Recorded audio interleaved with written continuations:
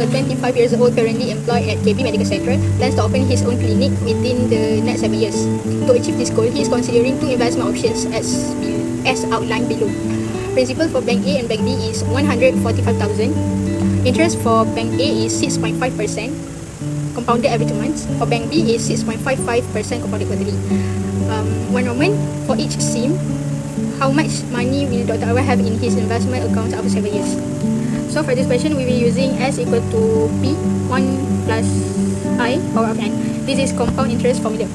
So P equal to 145,000, I equal to K over M, which is 0.065 over 6. And N equal to M multiplied by T, which is 6 multiplied by 7 equal to 42. This is for Bank A. So S equal to 145,000 in bracket 1 plus 0.065 over 6, and N is 42. The answer is 227,986.59. This is for Bank A. For Bank B is 145,000 in bracket 1 plus 0.0655 over 4, because this is quarterly. So the N is 28 because 4 multiplied by 7. So the answer is 228,496.35. So for Roman is based on the above information. Which bank should Dr. Arun choose? Justify your answer. So the answer is Bank B, because Bank B offer a higher future value by the end of the 7 years term. That's all. Question 2. Mother invested 50 in an account for 10 years. The interest rate offered was 5.5% compounded every month for the first 9 years and 6% compounded semi-annually for the rest of the period. Find the future value of the investment. In this section, I required to weigh the accumulated value of an investment after 2 different time periods. Therefore, I used the compound interest formula because the investment interest period declared of a certain duration. The compound interest formula used is S equals to P times open bracket 1 plus I over M close bracket to the power of M. We begin the solution using the information given. The initial principal is 50, the interest rate is 5.5% per year, and the interest is compound twice per year. Therefore, I substitute the values into the formula as sub it equals 15,000 times open bracket 1 plus 0.55 over 2 close bracket to the power of 2 times 8. The expression represents the growth rate for each compounding period, while the exponent, the power of 2 times 8, represents the total number of compounding periods over 8 years. After performing the calculation, I obtained the accumulated amount of 24,497.4. Next, the amount of 24,497.41 becomes the new principal for the second investment period. According to the equation, the next investment lasts for 5 years at years at interest rate of 6% per year compounded annually. Therefore, I intercept formula with the updated value S sub 12 equals 24,497.41 times over bracket 1 plus 0.06 close bracket to the power of 4. This time, the annual compounding means the interest is compound once per year. After calculating the accumulated amount after the full 12 years is 29,251.19. This value represents the total amount obtained after 12 years of continuous investment. Question B. Several years ago, Susan deposited 8,600 into a savings account earning an interest rate of 3.5% compounded monthly. The account has now grown to 11,177.5. Determine the number of years the money was invested. In this section, determine the time required for an amount to grow from 8,600 to 11,177.5. Since the unknown is D, I need to rearrange the compound interest formula so that D can be solid. For the first one, to eliminate the exponent plus D, I first divide both sides of the equation by 8,600. Open bracket 1 plus 0.035 over 12 close bracket to the power of 12 equals 11,177.25 over 8,600. Since the variable T is in the exponent, I take natural logarithm on both sides. Taking logs, so 12T times L in of open bracket 1 plus 0.035 over 12 close bracket equals L in of open bracket 11,000 open 170.25 over 8,600. So the answer will be T equals 2.5 years. This means the investment of 8,600 will take 2.5 years to grow to 11,177.25 at the given interest rate. Part B, question 1. A.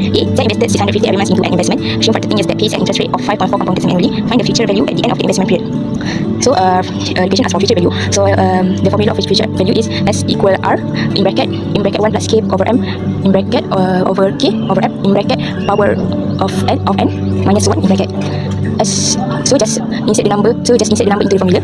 S equals 650 in bracket 1 plus 0.054 over 2 over 0.054 over 2 in bracket power of 26 minus 1 in bracket. So the answer is 24,052.08. Part B, question 1B. Alia took a loan of an interest rate of 4.4 compounded monthly to finance her new kitchen cabinet. She plans to repay the loan over 6 years with monthly installment of 237.40. Determine the total cost of her kitchen and cabinet if Alia already paid 1,500 as a down payment. So we need to find the loan. The formula A equal R in bracket 1 minus in bracket 1 plus K over M in bracket over K over M in bracket power negative N in bracket A equal, so just insert the number A equal to 137.40 in bracket 1 plus 0.044 over 12 in bracket over 0.044 over 12 power negative 12 multiply 6 in bracket. So we got 40,065. So the question asks for total cost. So just total cost A plus down payment. So 40,998 100.05 plus 1,050. So we got the cost 60,498.05.65. I will explain the solution for question 2. Farzana purchased a family studio price at 170,000. She made a 25% down payment and financed the remaining balance to a housing loan from a bank charging 3.43% interest compounded monthly. The loan is to be repaid to equal monthly installments over a period of 20 years. So we move to part A, find the monthly payment. The price of the house is 270,000. Farzana made a 25% down payment, so the loan amount is 270,000 multiplied 0.75 and we get 2,500. And we move to part A, find the monthly payment. The price of the house is 270,000. Farzana made a 25% down payment, so the loan amount is 270,000 multiplied 0.75 and we get 202,500 and we label as A. A is a present value. Next, the annual interest rate is 3.43%. So the monthly interest rate is I equal 0.0343 divided 12. And as we know, the loan period is 20 years, which is N equal 20 multiply 12, and we get 240 months. And then I use the annuity formula. Okay, we move to part B. If she fails to pay for the first 5 monthly payments, how much would she pay on the 6th payment to settle all the outstanding areas? And I use the future value of annuity formula. This formula is used to find the total areas as R equal 1,167.5 is the monthly payment.